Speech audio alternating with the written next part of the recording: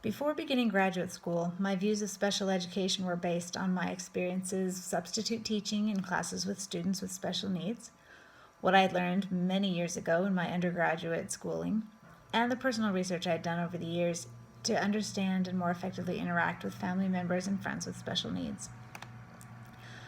I believed that students with exceptionalities were greatly different from general education students in terms of what they were capable of doing, what they could achieve, and how they need to be taught. I admit that after observing the disruptive classroom behaviors of some students with special needs, I thought it would be better for everyone if they were educated in a room separate from other students, so they would not be such a distraction or be so distracted by the busy classroom setting. My views of special education have changed, and I attribute it to the knowledge I've gained. There was so much I did not know before, and while there's still so much more for me to learn, I know a lot more than I did 17 months ago. I believe the purpose of education is to help students acquire knowledge and skills. Knowledge and skills that enable them to make a good life for themselves and to help create a good world for everyone. I am using and will continue to use the knowledge I've gained through my studies in this grad school to help create a better world for my students by helping them increase in knowledge and skills so they in turn can create good lives for themselves and help create a good world for everyone as productive and caring citizens. The CEC standards and the PLOs of the Master Program for Special Education provide a good outline for what I've learned. PLO 1 and CEC Standard 1 and 6 talk about laws of special education. I was unaware of the legal constraints governing the special education program. I thought that teachers were just left to do the best they could in educating their students with special needs. I have learned that there are indeed specific laws that require that all students are provided a free and appropriate public education in the least restrictive environment. I learned that parents have certain rights, and I learned that there is a team of educators who works together with the parents to determine whether or not a student has an exceptionality that affects their educational performance, the student's present level of academic achievement and functional performance, and what supports, modifications, or accommodations they need in order to secure an appropriate education. I also know that that form that they create, that plan that they create, is called an IEP. I did not know that before. The PLO number 5 and the CEC standard number 2 talk about creating a culturally diverse classroom that meets the needs of all students. I had considered language as a barrier. Obviously, if you don't speak the language of the class you're in, it's going to make for some interesting times. But I hadn't really ever thought that cultural differences would create such a problem, would be so difficult to deal with. I've since learned in this program that curriculum and teacher expectations can be biased. I learned that students' behaviors that are different from the dominant culture's general expectations are often misdiagnosed as learning disabilities, and that the same thing happens with language differences.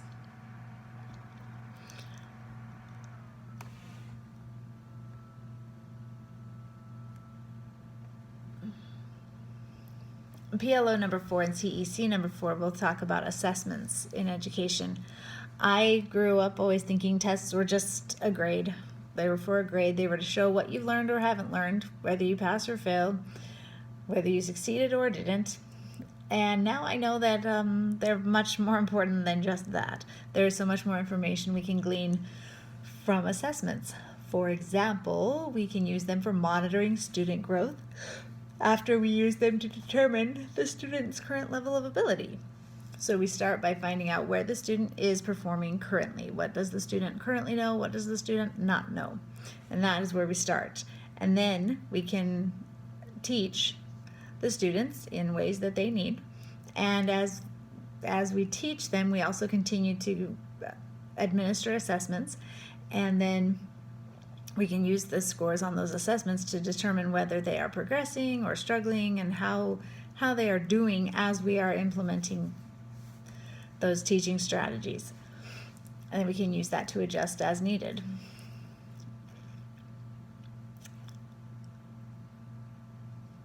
We need to teach students at their zone of proximal development, make sure that we're teaching them a little bit above what they can do on their own so that they're being stretched so that they can grow.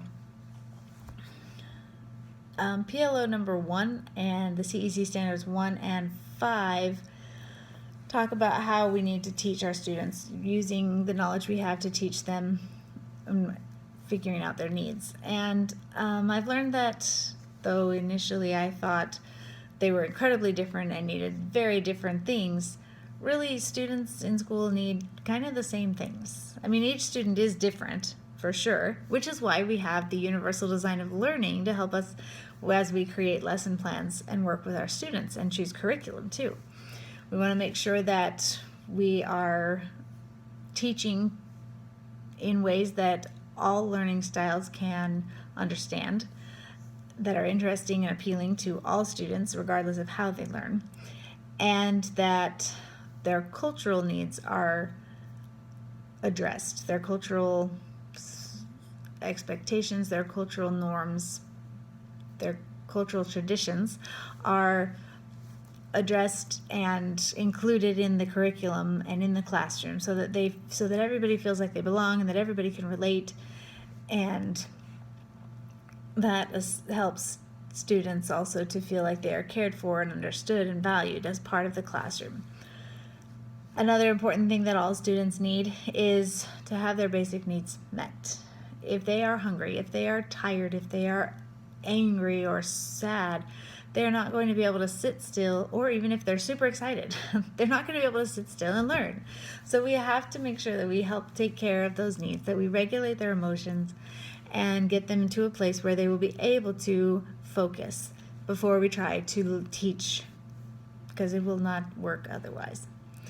PLOs 3 and 5 and the CEC standard number 2 talk about, include educational technology as a way to make sure we are reaching our students in appropriate ways. I had very limited knowledge of such things prior to this program, and I was very excited to take the SPED 810 and learn more about educational technology. From electronic devices that can speak for you, that can track your eyes and just you look at something and it tells you, and then it can speak what it is you're looking at for those who cannot speak. For those who have a hard time, who can't type, they can just talk right into it and it types it for you. Things like that are just amazing to me. And then also there are the non-electronic helps, like schedules, the visual schedules that they use for in early childhood and elementary school that I have seen those put to use, and it is amazing how effective they are in helping those young little students stay on track and make those transitions from one activity to the next so smoothly. It is amazing to watch, and I am so looking forward to incorporating things like that in my classroom. PLO number 6 and CEC standard number 7 talk about collaboration. This is something that I have heard of, obviously. I've worked with people. I am a mother. I substitute teach. I work with people. But I did not know how vital it is in the school system. But taking these classes and learning about all of this has really opened my eyes to the importance of working with other people. No man is an island. When we all work together in educating our students, we invite several different perspectives stemming from different experiences and with different understandings. And that allows us to incorporate all of the different ideas and create amazing plans that really can meet the needs of our students. Whereas if one person is trying to figure it all out on their own from their own experience, they could miss some very important things. As Cook and Friends said in Interactions, Collaboration Skills for School Professionals back in 2017, these partnerships are significant because they increase student academic, social, and behavioral performance. So as we all work together, schools, staff, parents, medical personnel, we create a holistic plan that then helps the students to work at their best to be able to achieve all of their goals. In working through this master's degree program, I've filled in many gaps in my knowledge and understanding of students with exceptionalities and how best to work with them in helping them achieve their academic, behavioral, and social emotional goals. Because of what I have learned, I have been more diligent about ensuring class activities and lessons are created to incorporate the different cultures and learning styles of my students so that each one has the opportunity to learn in meaningful ways. Because according to Armstrong, in Culturally Responsive Teaching in Early Childhood Education, 4 ways to validate and affirm young students' cultures in meaningful ways which can boost their engagement and motivation in 2020, as children's own culture is validated and affirmed, their engagement and motivation improve. I aim to keep my students engaged and feel like they belong. I want them to be able to relate to our lessons and be active and respectful members of our classroom culture. I'm also more determined to include parents as equal, respected partners in the education process by notifying them of the various communication options available, which I will be happy to open up as many as needed to reach each parent, including formal and informal in-person meetings, online video conferences, emails, phone calls, texts, and apps like Skyward and Seesaw. I will ask the parents to please tell me which method they prefer, and I will communicate with them weekly, generally, and more often as necessary.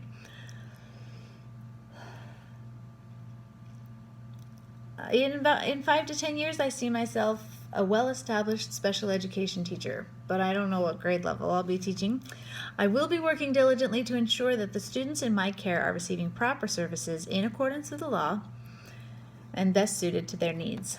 I plan to be a trusted and valued resource for families as they navigate the school system and beyond, helping their child with exceptionalities reach their full potential. I will work to make changes as I discover weaknesses or misunderstandings in the special education system, and do what I can to streamline the processes without losing any validity, accuracy, or reliability.